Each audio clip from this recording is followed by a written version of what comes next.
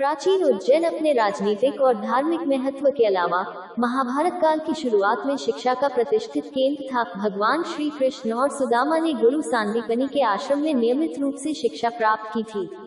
महर्षि सांदीपनि का आश्रम मंगलनाथ रोड पर स्थित है। आश्रम के पास के क्षेत्र को इनकपात के नाम से जाना जाता है। माना जाता है कि यह स्थान भगवान कृष्ण द्वारा अपनी लेखनी को धोने के लिए इस्तेमाल किया गया था। माना जाता है कि एक पत्थर पर पाए गए अंक 1 से 100 तक गुरु सांदीपनि द्वारा उकेरे गए थे। पुराणों में उल्लिखित गोमती कुंड पुराने दिनों में आश्रम में पानी की आपूर्ति का स्रोत था। नंदी की एक छवि तालाब के पास शुंग काल के समय की है।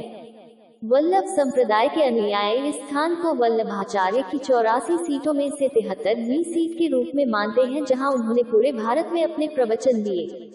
उज्जैन में संदीपनि आश्रम स्थित है, जिसके बारे में कहा जाता है कि यहाँ भगवान श्री कृष्ण ने शिक्षा प्राप्त की थी। जानिए आश्रम की कुछ ऐसी दिलचस्प चीजों के बारे में। महाकाल की नगरी उज्जैन महाकालेश्वर मंदिर के लिए विश्व भर में जानी जाती है, लेकिन इसके अलावा भी यहाँ कई धार्मिक जगह हैं, जो इस नगरी को दूसरे शहरों से एकदम खास बनाती हैं। इसमें है सांदीपनि आश्रम, जहाँ भगवान श्री कृष्ण ने अपनी शिक्षा यहीं से प्राप्त की थी। आज हम आपको भगवान श्री कृष्ण के उस विद्यालय के बारे में बताते हैं, जहां उन्होंने जीवन का क, ख, ग से लेकर य तक सब सीखा था। उज्जैन धार्मिक महत्व के अलावा महाभारत काल की शुरुआत में पढ़ाई का मुख्य केंद्र था। भगवान श्री कृष्ण, बलराम और सुदामा ने गुरु सांदीपनि के आश्रम में बचपन में शिक्षा ग्रहण की थी।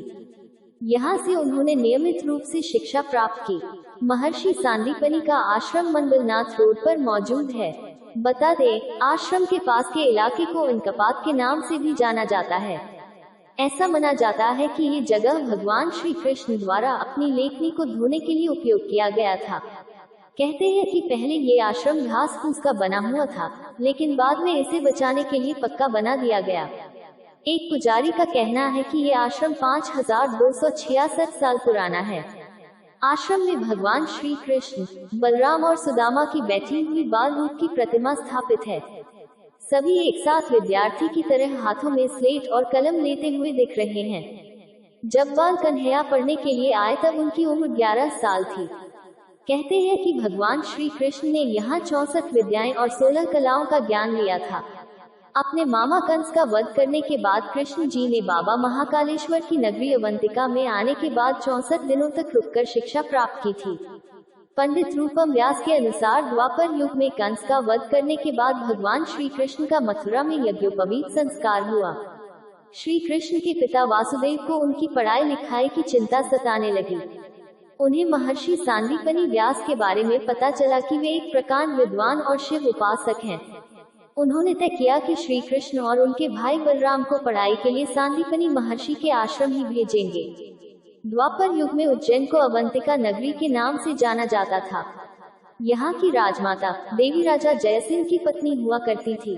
वे वासुदेव की मुन्हा बोली बहन थी और भगवान श्री कृष्ण की बुआ। स्कंद पुराण के अनुसार 5266 साल पहले कंस का वध करने के बाद दोनों भाई श्री कृष्ण और बलराम पैदल ही मथुरा से उज्जैन आए थे। मथुरा से उज्जैन शहर की दूरी 650 किलोमीटर है। तब उनकी उम्र 11 साल 7 दिन थी। श्री कृष्ण ने अपने गुरु महर्षि सांदीपनि से 64 दिन में 64 कलाएं सीखी। इसके अलावा 4 दिन में 4 वेद, 6 दिन में 6 शास्त्र, 16 दिन में 16 विधाएं, 18 दिन में 18 पुराण, 20 दिन में गीता का ज्ञान प्राप्त कर लिया था। सांदीपनि आश्रम उज्जैन से नजदीकी एयरपोर्ट इंदौर का है। यहाँ से दिल्ली, मुंबई, पुणे, जयपुर, हैदराबाद और भोपाल की नियमित उड़ानें हैं। इंदौर एयरपोर्ट से 55 किलोमीटर का सफर कर उज्जैन पहुँचा जा सकता है। उज्जैन ट्रेन और बस टैक्सी से भी जा सकते हैं। इंदौर स्टेशन से उज्जैन रेलवे स्टेशन 63 किलोमीटर दूर है। उज्जैन रेलवे स्टेशन से सांदीपनि आश्रम 4 किलोमीटर दूर इनकपात क्षेत्र में है।